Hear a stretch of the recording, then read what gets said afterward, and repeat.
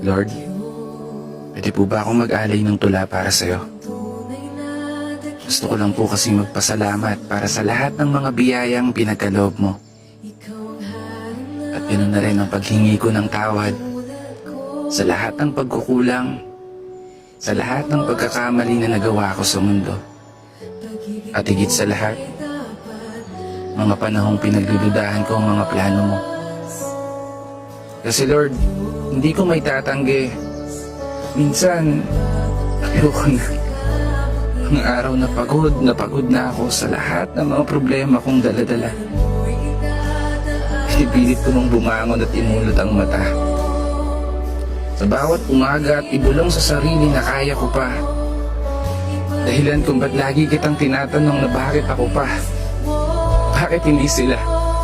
Pero salamat kasi sa lahat ng mga laban ko sa buhay na napagtagumpayan, alam kong kasama kita.